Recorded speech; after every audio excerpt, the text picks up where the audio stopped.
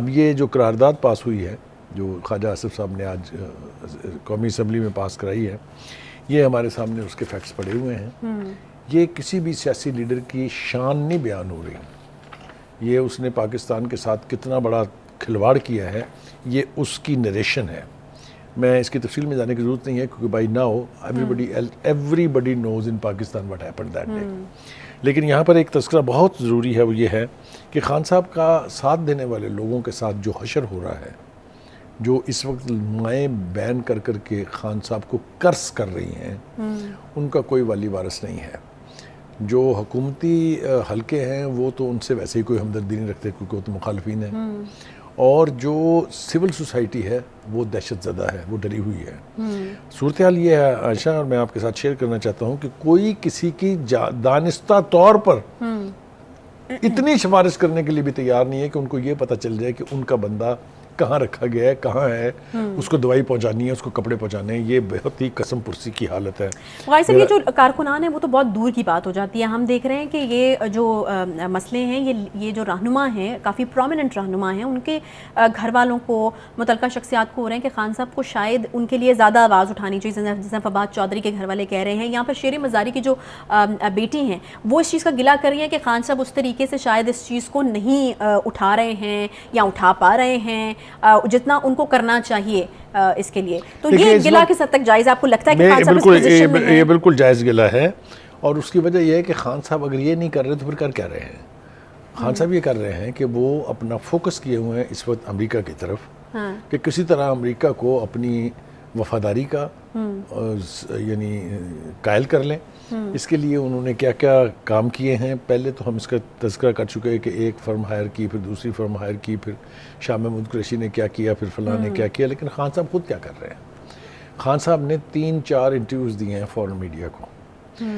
چاروں انٹرویوز میں وہ پھر وہی جو ضدی بچہ ہے اس کے اندر بیٹھا ہوا، وہ سارا ملبہ فوج کی سابقہ قیادت پہ، صرف سابقہ قیادت پہ نہیں ڈال رہا، موجودہ قیادت پہ بھی ڈال رہا ہے.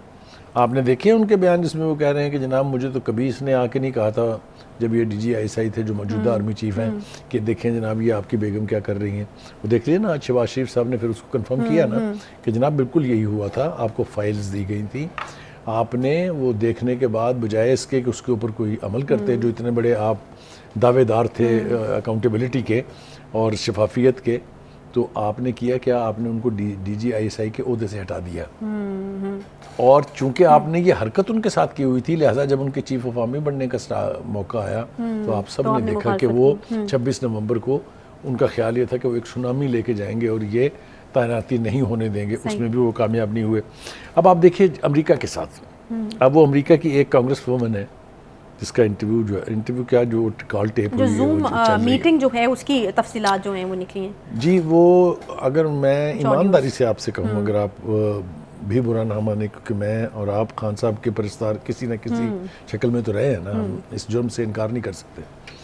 وہ ان سے التجا کر رہے ہیں ایک سٹیٹمنٹ کی کہ ایک سٹیٹمنٹ آپ میرے حق میں دے دیجئے، اس سے بہت اثر پڑے گا. اللہ اکبر، اللہ اکبر. یہ ہوتا ہے ات خدا کا ویر جو ہے، جو پنجابی میں کہتے ہیں، اس کا نتیجہ. خان صاحب نے سب سے بڑی غلطی جو اپنے دور اقتدار میں کی وہ یہ کہ وہ بھی پرائم منسٹر تھے جب انہوں نے وہ سائفر ہلایا تھا. ان کو یہ بھی معلوم نہیں تھا اور نہ ان کو شاہ محمود قریشی نے بیڑا غرق کرایا. اگر کوئی ایک سنگل پرسن رسپانسیبل ہے، بلکہ سنگل تو نہیں کہنا چاہیے، 2 ہیں، ایک فواد چودھری صاحب اور دوسرے شاہ محمود قریشی صاحب. ایک تیسرا بھی ہے، اس کا پتہ نہیں وہ کہاں چھپا ہوا ہے، جس کا نام پاشید ہے.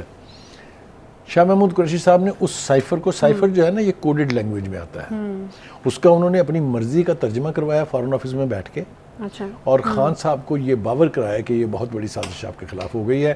اور خان صاحب جو ہیں وہ بس سننے کی دیر تھی، انہوں نے وہی حرکت کی جو انہوں نے کنٹینر پر کھڑے ہو کے 2014 میں کی تھی. شیخ رشید نے کان میں کہا کہ بل ساڑ دو، انہوں نے بل پکڑا، اس کو آگ لگا دی. ایک دوسرے نے، اسد عمر نے کان میں کہا کہ جی ہنڈی سے پیسے بھجوائیں، بینکوں سے نکال لیں، انہوں نے وہ بھی اعلان کر دیا. اسی طریقے سے انہوں نے وہ سائفر لہرا کے یہ کہا کہ امریکہ ان کی حکومت کو گرانے کی سازش کا واحد ذمہ دار ہے. سائفر میں کہیں نہیں تھا اس وقت فوری طور پہ کہ اس میں جنرل باجوہ ہیں، اس میں فلاں ہیں. یہ سیکنڈ تھاٹ ہے. آپ کو یاد ہے پہلے انہوں نے کہا کہ یہ امپورٹڈ حکومت ہے, باہر سے سازش امپورٹ ہوئی. پھر جب ان کو باجوہ صاحب نے گھاس نہیں ڈالی تو پھر انہوں نے کہا نہیں, یہ میر جعفر میر صادق یہاں سے رلے ہوئے تھے, امریکہ کا تو کوئی قصور نہیں ہے, یہاں سے سازش ایکسپورٹ کی گئی. یہ سنے ہوئے ہیں نا آپ نے. جب آپ اتنا کوئکلی بیک اینڈ فورتھ جائیں گے تو لیڈر جو ایک پوری یعنی کلیم کرتا ہو کہ میں میجورٹی کا لیڈر ہوں, وہ تو کہتے تھے نا پوری قوم میرے ساتھ ہے. جس لیڈر کے ساتھ قوم ہوتی ہے اس کو اتنی فاش غلطیاں کرنے کا نہ موقع ملتا ہے اور نہ ہی وہ کبھی کامیاب ہوتا ہے. تو غازی صاحب آپ کو لگتا ہے کہ 9 مئی کا سانحہ تو اپنی جگہ پر ہے ہی ہے, پاپولیرٹی کا گراف جو گر رہا ہے میرے خیال میں یہ جس طرح آپ کہہ رہے ہیں بیک اینڈ فورتھ جانا, جس طرح جب امریکہ کے حوالے سے سائفر لہرایا گیا تھا تو اس کے بعد پھر ایک سٹیٹمنٹ جو ہے وہ خان صاحب کا بڑا مشہور ہوا تھا کہ ہم کو غلام ہیں, لیکن اس کے بعد اگر آپ انہی سے ہم غلام ہیں, ہاں, تو انہی سے ایک سٹیٹمنٹ کے لیے التجا کرنا کہ آپ وہ دے دیں گے تو ہمارے لیے بڑی آسانی ہو جائے گی, یہاں پہ کس طریقے سے یہ ایکسیپٹنس جو ہے وہ آپ نے بہت خوبصورت سوال کیا ہے. مجھے یہ بتائیں کہ جو ان کے فالوورز ہیں ان کے دل پہ کیا گزری ہوگی, جس کو یہ پتا تھا کہ ہمارا لیڈر تو کھڑا ہو گیا امریکہ جیسی سپر پاور کے خلاف. اور یہ بہت مشہور چیز تھی, یہ بیانیہ بہت زیادہ بک گیا تھا. بالکل آپ نے ٹھیک کہا. بہت ساری چیزیں ایسی ہو رہی ہیں عائشہ جس کا لاسٹنگ امپیکٹ جو ہے وہ خان صاحب پر آئے گا. اب آپ کو یاد ہے نا کہ ایک کمیشن بنا دیا گیا ہے, جوڈیشل کمیشن قاضی فائز عیسیٰ کی سرگردگی میں, جو وہ ایک فیمس جو آڈیو لیکس تھی, اگر آپ کو یاد ہو کہ کسی جج کے حوالے سے بات چیت کی جا رہی ہے, چودھری صاحب بات کر رہے ہیں, اس کی انویسٹیگیشن کے لیے ایک کمیشن بنا دیا گیا ہے. اس پر بڑا اعتراض ہے اپنے خان صاحب کو. خان صاحب نے اس کو سپریم کورٹ میں چیلنج بھی کر دیا, اس لیے کہ وہی تو ایک جج تھے جو سب سے بڑھ چڑھ کے عمرانیات کے جج بنے ہوئے تھے. تو اس کو انہوں نے چیلنج کر دیا, دیٹ اگین مینز کہ بڑی تکلیف ہے ان کو اس کی انویسٹیگیشن ہونے کے حوالے سے. قاضی فائز عیسیٰ سے آپ یہ ایکسپیکٹ نہیں کر سکتے کہ وہ کسی کی خوشنودی کی خاطر, کسی کے دباؤ میں آ کے کسی کی فیور کرنے کے لیے کوئی بھی فیصلہ کریں گے. یہ انہوں نے اپنا اندیا دے بھی دیا ہے.